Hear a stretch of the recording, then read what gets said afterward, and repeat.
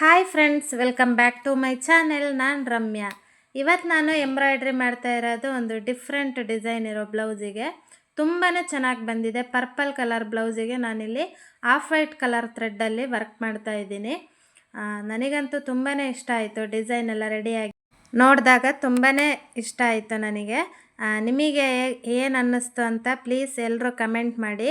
ಇಲ್ಲಿ ನಾನು front neck ಮತ್ತು ಬ್ಯಾಕ್ ನೆಕ್ಕು ಒಂದೇ ಥರ ಬೋಟ್ ನೆಕ್ ತಗೊಂಡು ಅದಕ್ಕೆ ಕರ್ವ್ ಥರ ಡಿಸೈನ್ ಮಾಡಿ ಫಸ್ಟೇ ಸ್ಟಿಚ್ ಮಾಡಿಕೊಂಡೆ. ಸ್ಟಿಚ್ ಮಾಡಿ ಆದಮೇಲೆ ಅದ್ರ ಸುತ್ತ ಬಾರ್ಡರ್ ಕೊಡೋಣ ಅಂತ ಹೇಳ್ಬಿಟ್ಟು ಸಿಂಪಲ್ಲಾಗಿ ಅವರು ಹೇಳಿದರು ಸಿಂಪಲ್ಲಾಗಿ ವರ್ಕ್ ಮಾಡಿದರೆ ಸಾಕು ಅಂತ ಹೇಳಿ. ಹಾಗಾಗಿ ನಾನು ಸಿಂಪಲ್ಲಾಗಿ ವರ್ಕ್ ಮಾಡೋಣ ಅಂತ ಹೇಳಿ ಸುಮ್ಮನೆ ಲೈಟಾಗಿ ಬಾರ್ಡರ್ ಕೊಡೋಣ ಅಂತೇಳಿ ಆಫ್ ವೈಟ್ ಥ್ರೆಡ್ಡಲ್ಲಿ ವರ್ಕ್ ಮಾಡಿದೆ. ಬಾರ್ಡರ್ ಕೊಟ್ಟಾದ್ಮೇಲೆ ನನಗೆ ಅನ್ನಿಸ್ತು ತುಂಬ ಸಿಂಪಲ್ ಆಯಿತು. ಏನಾದರೂ ಇದ್ರ ಪಕ್ಕದಲ್ಲಿ ಡಿಸೈನ್ ಮಾಡಿದರೆ ಇನ್ನೂ ಚೆನ್ನಾಗಾಗುತ್ತೆ ಅಂತ ಅನ್ನಿಸ್ತು.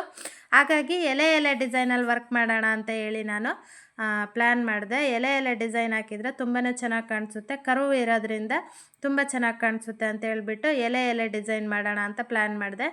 ಅದಕ್ಕೆ ನಾನಿಲ್ಲಿ ಪೆನ್ಸಿಲಲ್ಲಿ ಫಸ್ಟು ಡಿಸೈನ್ ಮಾಡಿ ನೋಡಿದೆ ಹೇಗೆ ಕಾಣಿಸ್ತಿದೆ ಅಂತ. ತುಂಬ ಚೆನ್ನಾಗಿ ಕಾಣಿಸ್ತಾ ಇತ್ತು. ಹಾಗಾಗಿ ಎಲೆ ಡಿಸೈನ್ ಮಾಡೋಕ್ಕೆ ಸ್ಟಾರ್ಟ್ ಮಾಡಿದೆ. ರೆಡಿ ಆದಮೇಲಂತೂ ತುಂಬಾ ಚೆನ್ನಾಗಿ ಕಾಣಿಸ್ತಾ ಇತ್ತು. ಹೊಸದಾಗಿ ಕಲಿಯೋರು ಈ ಡಿಸೈನ್ನ ಆರಾಮಾಗಿ ಮಾಡ್ಕೊಬೋದು. ಒಂದು ಸತಿ ನೀವು ಟ್ರೈ ಮಾಡಿ ನೋಡಿ. ಈ ಡಿಸೈನ್ ಮಾಡೋಕ್ಕೂ ಅಷ್ಟೇ ತುಂಬಾ ಈಸಿ ಇದೆ. ಬಿಗಿನರ್ಗಳು ಹೊಸದಾಗಿ ಕಲಿಯೋರು ಫಸ್ಟು ಕಲಿಯೋದೇ ಎಲೆ ಬಿಡಿಸೋ ಡಿಸೈನ್ ಅಲ್ವಾ. ಹಾಗಾಗಿ ಇದನ್ನು ನೀವು ಆರಾಮಾಗಿ ಮಾಡ್ಬೋದು ಅಂತ ನಾನು ಅಂದ್ಕೊಳ್ತೀನಿ. ಫಸ್ಟು ನಾನು ಬಾರ್ಡರ್ ಥರ ಸ್ಯಾಟಿನ್ ಸ್ಟಿಚ್ ಹಾಕಿದ್ದೀನಲ್ವ, ಅದನ್ನು ನಾನು 3ಕ್ಕೆ ಸೆಟ್ ಮಾಡಿ ಇಟ್ಕೊಂಡ್ಬಿಟ್ಟು ಕರ್ವ್ ಥರ ಡಿಸೈನ್ ಮಾಡಿದೆ. ನೆಕ್ ಡಿಸೈನ್ ಇದ್ದಿದ್ದೇ ಕರ್ವ್ ಆಗಿ ಅಲ್ವಾ. ಹಾಗಾಗಿ ನಾನು ಕರ್ವ್ ಥರ ಡಿಸೈನ್ನ ನಾನು 3ಕ್ಕೆ ಸೆಟ್ ಮಾಡಿಟ್ಕೊಂಡು ಬಾರ್ಡರ್ ಥರ ಕೊಟ್ಟಿದ್ದೀನಿ. ಅದಾದಮೇಲೆ ಅದ್ರ ಪಕ್ಕದಲ್ಲಿ ಎಲೆ ಥರ ಡಿಸೈನ್ ಜಾಯಿಂಟ್ ಮಾಡಿಲ್ಲ, ಬಿಟ್ಟು ಕೊಟ್ಟಿದ್ದೀನಿ. ಕರ್ವ್ ಇರೋ ಅಲ್ಲಿ ಮಾತ್ರ ಎಲೆ ಥರ ಬಿಡಿಸಿದ್ದೀನಿ. ಎಲೆ ಡಿಸೈನ್ನು ಅಷ್ಟೇ ತುಂಬ ಅಗಲ ಏನು ಮಾಡಿಲ್ಲ, ಚಿಕ್ಕ ಲೀಫ್ ಮಾಡಿದ್ದೀನಿ. ಅದಕ್ಕೆ ನಾನು 0ದಿಂದ 2, 2ಇಂದ 0 ಅಷ್ಟೇ ಮಾಡಿರೋದು. ಅದಕ್ಕಿಂತ ಜಾಸ್ತಿ ಸೆಟ್ ಮಾಡಿಲ್ಲ. ಅಷ್ಟಕ್ಕೆ ಮಾಡಿ ಲೀಫ್ ಡಿಸೈನ್ನ ಬಿಡಿಸಿದ್ದೀನಿ. ತುಂಬ ಚಿಕ್ಕ ಎಲೆ ಬರುವಾಗ ಎಲೆ ಸ್ವಲ್ಪ ಚಿಕ್ಕ ದೊಡ್ಡ ಇದ್ರೂ ಅಷ್ಟು ಗೊತ್ತಾಗಲ್ಲ, ಮತ್ತು ನೋಡೋಕ್ಕೂ ಅಷ್ಟೇ ಚೆನ್ನಾಗಿ ಕಾಣಿಸುತ್ತೆ. ತುಂಬ ದೊಡ್ಡ ಆದರೆ ಎಲ್ಲ ನೀಟಾಗಿ ಕಾಣ್ಸೋಕ್ಕೆ ಸ್ಟಾರ್ಟ್ ಆಗುತ್ತೆ. ಅಂದರೆ ಇವಾಗ ಒಂದೆಲೆ ದೊಡ್ಡದು ಒಂದೆಲೆ ಚಿಕ್ಕದಾಗಿ ಮಿಸ್ ಆಗಿ ಬಂದ್ರೂ ಅದು ಸ್ವಲ್ಪ ಎದ್ದು ಕಾಣ್ಸೋಕ್ಕೆ ಸ್ಟಾರ್ಟ್ ಆಗುತ್ತೆ. ಅದಕ್ಕೋಸ್ಕರ ನಾನಿಲ್ಲಿ ಚಿಕ್ಕ ಲೀಫ್ನ ಕೊಟ್ಟಿದ್ದೀನಿ. ಅದು ತುಂಬ ಚೆನ್ನಾಗಿ ಕಾಣಿಸ್ತಾ ಇತ್ತು. ಸ್ಲೀವಿನ ತುದಿಗೂ ಅಷ್ಟೇ ಇದೇ ಥರ ನಾನು ಕರ್ವ್ ಥರ ಡಿಸೈನ್ ಮಾಡಿಬಿಟ್ಟು ಸ್ಟಿಚ್ ಮಾಡಿದ್ದೆ. ಅದ್ರ ಸ್ಲೀವಿನ ತುದಿಗೂ ಅಷ್ಟೇ ಇದೇ ಥರನೇ ಡಿಸೈನ್ ಮಾಡಿದೆ. ಸ್ಲೀವಿನ ತುದಿ ಮತ್ತು ಬ್ಲೌಸಿನ ಕೆಳಗಡೆ, ಆಮೇಲೆ ಬಟನ್ ಮಾಡಿಬಿಟ್ಟು ಬಟನ್ ತುದಿಗೂ ಅಷ್ಟೇ ಫಸ್ಟೇ ನಾನು ಒಂದು ವೇಸ್ಟ್ ಕ್ಲಾತಿಗೆ ಎಲೆ ಥರ ಡಿಸೈನ್ ಬಿಡಿಸ್ಬಿಟ್ಟು ಅದರಲ್ಲಿ ನಾನು ಬಟನ್ನ ರೆಡಿ ಮಾಡಿಕೊಂಡೆ. ಫುಲ್ ರೆಡಿ ಆದಮೇಲೆ ಫೋಟೋ ಹಾಕಿದ್ದೀನಿ. ಹೇಗಾಯಿತು ಅಂತ ಕಮೆಂಟ್ ಮಾಡಿ. ನನಗೆ ಮಾಡೋಕ್ಕೂ ಅಷ್ಟೇ ತುಂಬಾ ಖುಷಿ ಆಗ್ತಾಯಿತ್ತು. ಈ ಥರ ಡಿಸೈನ್ ನಾನು ಇದೇ ಫಸ್ಟ್ ಟೈಮ್ ಮಾಡ್ತಾ ಇರೋದು. ಅದರಿಂದ ನನಗೆ ನೋಡಬೇಕು ಫುಲ್ ರೆಡಿ ಆದಮೇಲೆ ಹೇಗೆ ಬರುತ್ತೆ ಅನ್ನೋ ಕ್ಯೂರಿಯಾಸಿಟಿ ಇತ್ತು. ಫುಲ್ ರೆಡಿ ಆದಮೇಲಂತೂ ತುಂಬಾ ಚೆನ್ನಾಗಾಗಿತ್ತು. ಈ ಡಿಸೈನ್ ಮಾಡೋಕ್ಕೆ ನನಗೆ ಜಾಸ್ತಿ ಟೈಮು ತಗೊಂಡಿಲ್ಲ, ಬೇಗನೆ ಆಯಿತು. ಹಾಗಾಗಿ ನನಗೆ ತುಂಬ ಕಷ್ಟ ಅಂತಲೂ ಅನ್ನಿಸ್ಲಿಲ್ಲ, ಈಸಿ ಅಂತ ಅನ್ನಿಸ್ತು. ಹೊಸದಾಗಿ ಕಲಿಯೋರು ಒಂದು ಸತಿ ಈ ಡಿಸೈನ್ನ ಟ್ರೈ ಮಾಡಿ ನೋಡಿ. ತುಂಬಾ ಚೆನ್ನಾಗಿ ಬರುತ್ತೆ. ಈ ಡಿಸೈನ್ ರೌಂಡ್ ನೆಕ್ಕಿಗೂ ಅಷ್ಟೇ ಇದೇ ಥರ ಡಿಸೈನ್ ಮಾಡ್ಬೋದು.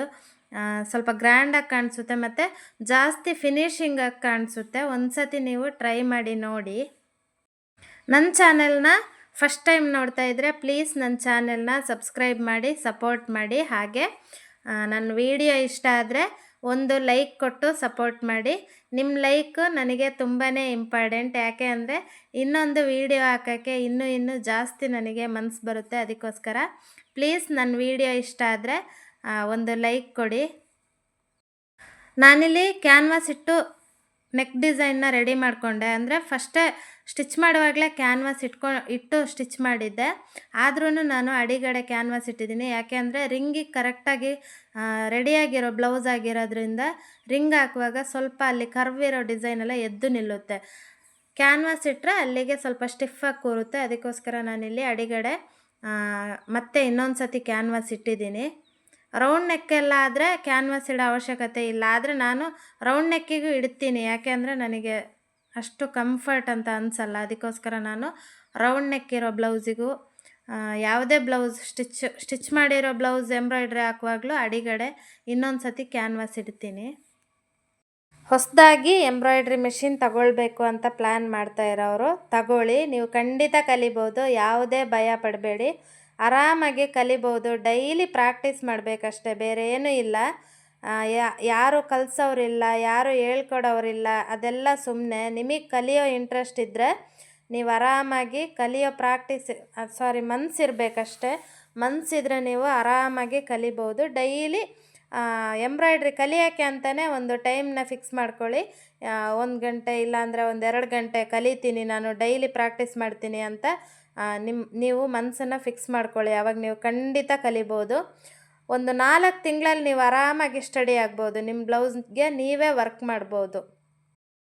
ನಾನು ಮಿಷಿನ್ ತಗೊಳ್ಳುವಾಗ ಹೀಗೆ ಅಂದ್ಕೊಂಡಿದ್ದೆ, ಕಲಿತೀನೋ ಇಲ್ವೋ ಅಂತ. ಆದರೆ ನನ್ನ ಮನಸ್ಸಲ್ಲಿ ಒಂದು ಭರವಸೆ ಇತ್ತು, ನಾನು ಕಲಿತೀನಿ, ಒಂದಲ್ಲ ಒಂದಿನ ನಾನು ನನ್ನ ಬ್ಲೌಸಿಗಾದರೂ ಎಂಬ್ರಾಯ್ಡ್ರಿ ಹಾಕ್ತೀನಿ ಅಂತ ಮನಸ್ಸಲ್ಲಿ ಭರವಸೆ ಇತ್ತು. ನಾನು ಮಿಷಿನ್ ತಗೊಳಕ್ಕೆ ಹೋಗುವಾಗಂತೂ ಮಿಷಿನ್ ಹೆಂಗಿತ್ತು ಅಂತಲೂ ನನಗೆ ಗೊತ್ತಿರಲಿಲ್ಲ. ನಾನು ಮಿಷಿನ್ ತಗೊಂಡು ಇವಾಗ ಒಂದು 10-11 ವರ್ಷ ಆಗ್ತಾ ಬಂತು. 11 ವರ್ಷದಿಂದ ನಾನು ವರ್ಕ್ ಮಾಡ್ತಾಯಿದ್ದೀನಿ. ಫಸ್ಟೆಲ್ಲ ಯೂಟ್ಯೂಬ್ ಚಾನಲಲ್ಲೂ ಸಹ ಏನೂ ಇರಲಿಲ್ಲ. ಅಂದರೆ ಇವಾಗ ತುಂಬ ಯೂಟ್ಯೂಬ್ ಚಾನಲೆಲ್ಲ ಸ್ಟಾರ್ಟ್ ಆಗಿದೆ. ಅದರಲ್ಲೆಲ್ಲ ಎಂಬ್ರಾಯ್ಡ್ರಿ ಹೇಗೆ ಹಾಕೋದು ಅಂತೆಲ್ಲ ಹೇಳ್ಕೊಡೋ ವಿಡಿಯೋ ಎಲ್ಲ ಇದೆ. ಆವಾಗ ನಾನು ಮಿಷಿನ್ ತಗೊಂಡಾಗ ಯಾವುದೋ ಒಂದು ತಮಿಳ್ ಚಾನೆಲ್ ನೋಡಿ ನಾನು ಕಲ್ತಿದ್ದು. ಅದು ಮಿಷಿನ್ ಯಾವ ಥರ ವರ್ಕ್ ಮಾಡಬೇಕು ಅಂತಲೂ ಸಹ ನನಗೆ ಗೊತ್ತಿರಲಿಲ್ಲ.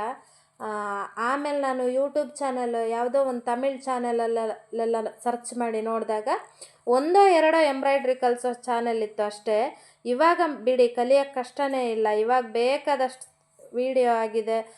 ವಿಡಿಯೋಗಳೆಲ್ಲ ಮಾಡಿ ತೋರಿಸ್ತಾರೆ. ತುಂಬ ಈಸಿಯಾಗಿ ಹೇಳ್ಕೊಡೋರು ಇದ್ದಾರೆ. ಎಂಬ್ರಾಯ್ಡ್ರಿ ಹೇಗೆ ಮಾಡಬೇಕು ಅಂತ ತುಂಬ ಯೂಟ್ಯೂಬಲ್ಲಿ ಸ್ಟಾರ್ಟ್ ಆಗಿದೆ ಚಾನೆಲ್, ಕನ್ನಡದಲ್ಲೇ ಸ್ಟಾರ್ಟ್ ಆಗಿದೆ.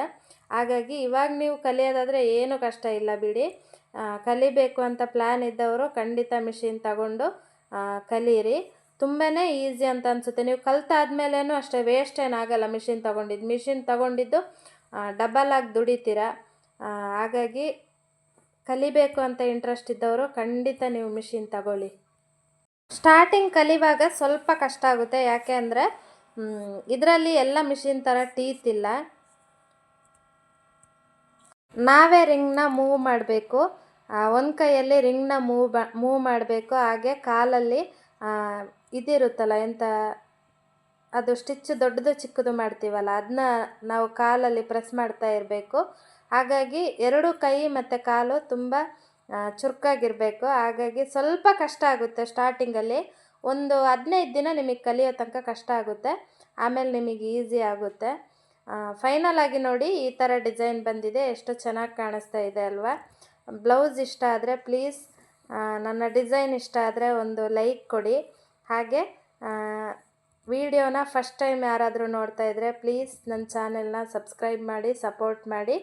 ನಿಮ್ಮ ಸಪೋರ್ಟ್ ನನಗೆ ತುಂಬಾ ಅಗತ್ಯ ಇದೆ. ಹಾಗಾಗಿ ಪ್ಲೀಸ್ ಎಲ್ಲರೂ ನನ್ನ ಚಾನೆಲ್ನ ಸಪೋರ್ಟ್ ಮಾಡಿ. ಮುಂದೆ ಹೊಸ ವಿಡಿಯೋದೊಂದಿಗೆ ನಾನು ನಿಮಗೆ ಸಿಗ್ತೀನಿ. ಅಲ್ಲಿವರೆಗೂ ಎಲ್ರಿಗೂ ಟೇಕ್ ಕೇರ್. ಬಾಯ್.